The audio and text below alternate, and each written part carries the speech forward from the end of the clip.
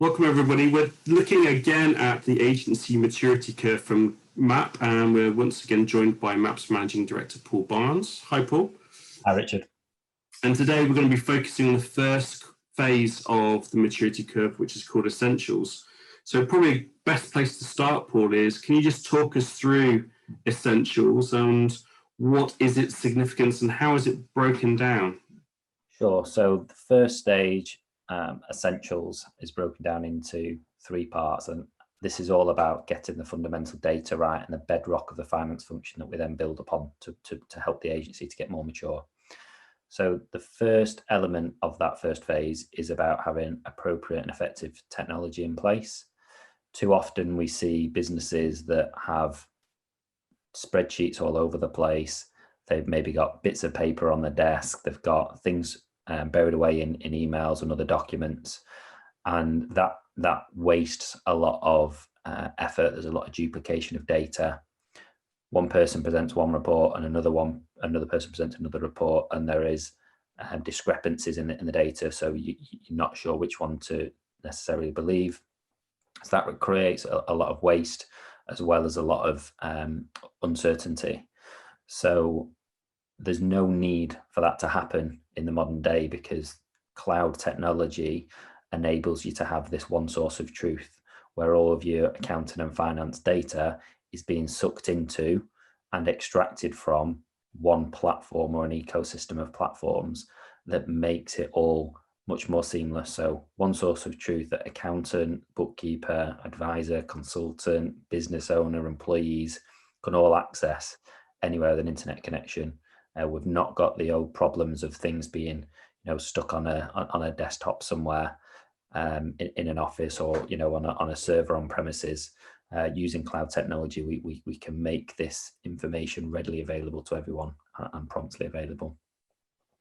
And it's really about what that technology is and how you make it all connect together for the benefit of the business. So that takes some time to think through, but once you get it working, you can then start to build data that's useful for the business. So the next step then is that the fundamentals of finance, that you understand what money is due in, so your receivables, and you understand what's going out, your payables, and that's really important for avoiding error.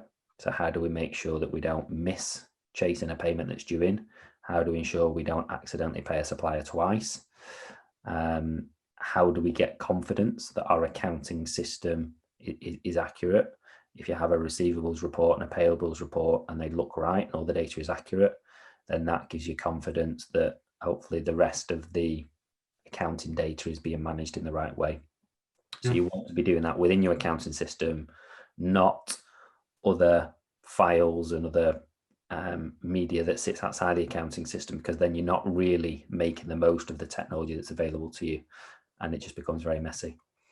So once you have got that reliability of the systems and processes, you can then start to think about how you build a month-end pack.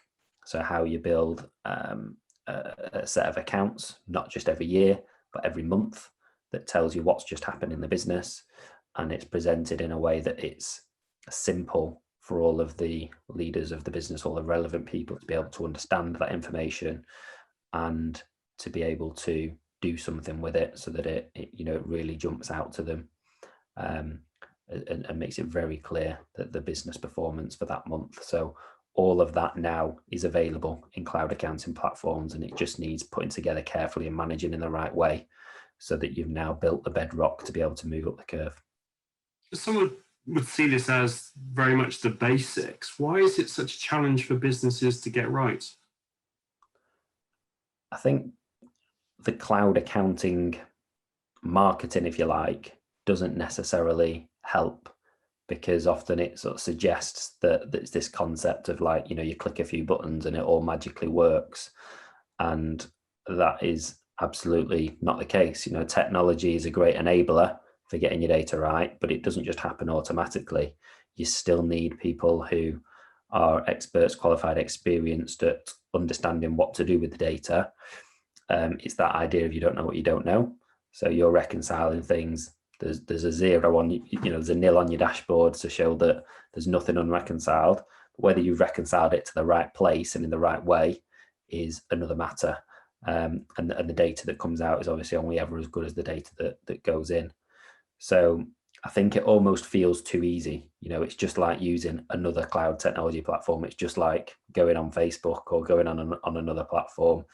We click a few buttons and things feel right. But without a professional having actually looked over that, you could never truly have the confidence that it's working, and being able to spot the errors in your numbers requires someone with a bit of experience to do that. To what extent is this about the right technology and also then having the right processes then? Yeah, so technology, it comes secondary to the processes. Often I say that it's better that we have something working manually and then we bring the technology in to systemize it afterwards, because you don't want to put rubbish into a good system or a new technology platform, because you're just going to get the same results and you just wasted your time. You might actually use the wrong technology because it's trying to deal with something that's currently being done wrong in the wrong way. So you have to take the time to work out, high level, what the business is trying to achieve, what it needs to do, etc., and then get right down to what's the data that we need to process. And then if you're doing it manually in spreadsheets and it's working great, technology then comes in to speed that up. But you only want to do that once you've got something that's working manually. And for digital agencies out there, what are the benefits of getting the essentials right? That you can rely on your data.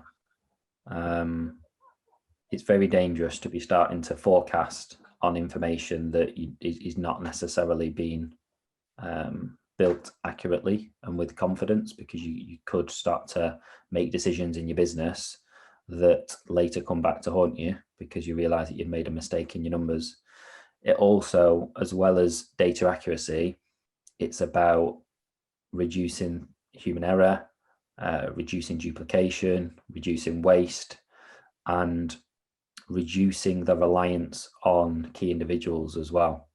So if we have a robust system and process in place that's documented, and the individual that oversees that leaves the business or is away on holiday, that there is a way that the business follows that can continue with or without that person, rather than all be stuck in their head. And when it comes to value in exiting a business, that will carry value as well, because you're not just relying on those individuals. Yeah. And how can agencies understand where or how they're performing against essentials and the agency maturity curve? So we have a scorecard that we've built that helps to ask a number of questions that takes you through these three key phases, starting with the essentials.